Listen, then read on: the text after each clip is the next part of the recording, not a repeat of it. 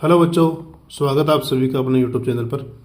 आज अपन करने वाले हैं कक्षा 6-7 की गणित कार्य पुस्तिका में आकलन नंबर 7। चलिए शुरू करते हैं। पहला है निम्नलिखित में से 15 का गुणज है। तो गुणज का मतलब फाड़ा, तो 15 के फाड़े में कौन सा आता है? 30। तो इसको अपन सही कर लेंगे। दूसरा है निम्नलिखित में से 12 का कोई एक गुणनखंड है। तो 12 में किसका भाग जा रहा है? 12 में 4 का भाग जा रहा है, तो ये हो गया इसका गुणनखंड, क्योंकि 12 में 7, 9, 11 का भाग नहीं जा रहा, तो 4 हो जाएगा इसका आंसर। क्वेश्चन 3 है 48 किस संख्या का गुणज है? तो 48 में किसका भाग जा रहा है? यहाँ से 12 का भाग जा रहा है। ठीक है बच्चों। 4 में निम्नलिखित संख्या में कौन सी संख्या 2 से पूर्णतः विभाजित है? 2 का भाग देने का नियम है कि इकाई के स्थान पर 0, 2, 4, 6, 8 ये होना चाहिए। तो यहाँ 7 है, यहाँ 5 है, यहाँ 1 है, यहाँ 6, इसमें भाग जाएगा। ठीक है बच्चों। नेक्स्ट है निम्नलिखित में से कौन सी संख्या 5 से विभाजित है? गोला लगाएं। तो 5 से विभाजित होने का नियम है कि इकाई का स्थान पर 0 और 5 होना चाहिए। तो देखो यहाँ 4 है, यहाँ 0 है, इस पर गोला लगाओ। यहाँ 5 है, इस पर गोला करो। यहाँ भी 5 है और यहाँ भी 5 है, यहाँ भी 5 है और यहाँ 0 है। 0 और 5 है तो आपको वहाँ पे गोला करना है। ठीक है। नेक्स्ट है दी गई संख्याओं की गुणज और गुणनखंड लिखो। तो यहाँ पे गुणज करने प्रथम 5, मतलब कि पाड़ा लिखना है 5 तक, 5 बार, यहाँ 5 बार। तो 32 का 32 एकम 32, 32 दूनी 64, 32 तिया 96 और 32 चौके होता है 128, 32 पंजे 160। ठीक है। 32 के गुणनखंड हो जाएंगे। 32 में 1 का भाग जाता है, 2 का जाता है, 1, 2, 4, फिर 8, 16 और 32। ठीक है बच्चों। 60 का है 60 एकम 60, 60 दूनी 120, फिर 180, फिर 240 और फिर 300। ये हो गया 60 के प्रथम 5 गुणज। 60 के गुणनखंड में क्या करोगे? तो देखो 1 का आ गया, 2, 3, 4, फिर आगे देखो 5, 6, 10, 12, 15, 20, 30 और 60। ये हो गए गुणनखंड 60 के। ठीक है बच्चों। नेक्स्ट है क्वेश्चन नंबर 7 निम्न के सार्वभौम गुणनखंड ज्ञात करो। सार्वभौम मतलब इन तीनों में से कॉमन गुणनखंड। देखो पहले आप लिखोगे 27 के गुणनखंड कितने होते हैं? 1 का आ गया, 3 का, 9 का और 27 का।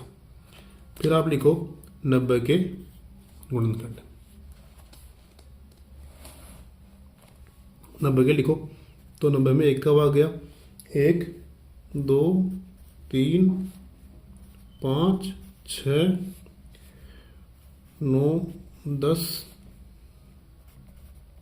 15, 18, 30, 45 और 90। ये हो गए 90 के गुणनखंड। इन संख्याओं का इस 90 में भाग लग रहा है। फिर लिखो आप 15 के गुणनखंड। 15 में तो 1 का गया, 3 का गया, 5 का गया और 15 का गया, बस। अब इन तीनों में संख्या होनी चाहिए, वो होता है सार्वभौम गुणनखंड। देखो 1, 1, 1 तीनों में है। तो देखो 27, 90 और 15 के सार्वभौम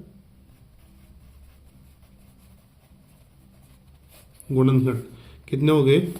एक तो अपने पास आ गया 1। दूसरा देखो 3 यहाँ पर भी है, 3 यहाँ पर भी है और 3 यहाँ पर भी है, तो एक हो गया 3। अब देखो 9 यहाँ पर है, 9 यहाँ पर है, लेकिन 9 इसमें नहीं है। 27 यहाँ पे है, 27 दोनों में नहीं है। फिर अपन देखें तो ये 5 है, 5 यहाँ पर भी है, 5 यहाँ पर भी, लेकिन 5 इसमें नहीं है। तो इस प्रकार से जो है इन तीनों के सारे गुणनखंड क्या हो जाएंगे? 1 और 3। नेक्स्ट क्वेश्चन है दी गई संख्याओं की गुणनखंड लिखिए और बताइए कि दी गई संख्याएं भाज्य हैं अभाज्य हैं। देखो 48 गुणनखंड लिखो। 1, 2, 3, मतलब इसमें किसका भाग जा रहा है, 1 2 3 फिर 4 फिर 6, 6 के बाद में 8 का भाग जा रहा है, फिर 9 का नहीं जा रहा, 10 11 12 का गया, 16 का गया, 16 के बाद में 24 फिर 48। तो ये हो गई भाज्य संख्या। भाज्य कैसे हुई, क्योंकि भाज्य में गुणनखंड होते हैं वो 1 से 2 से अधिक होते हैं, यहाँ पे बहुत ज़्यादा है, तो 2 से अधिक गुणनखंड होते हैं वो होती है भाज्य। ठीक है बच्चों।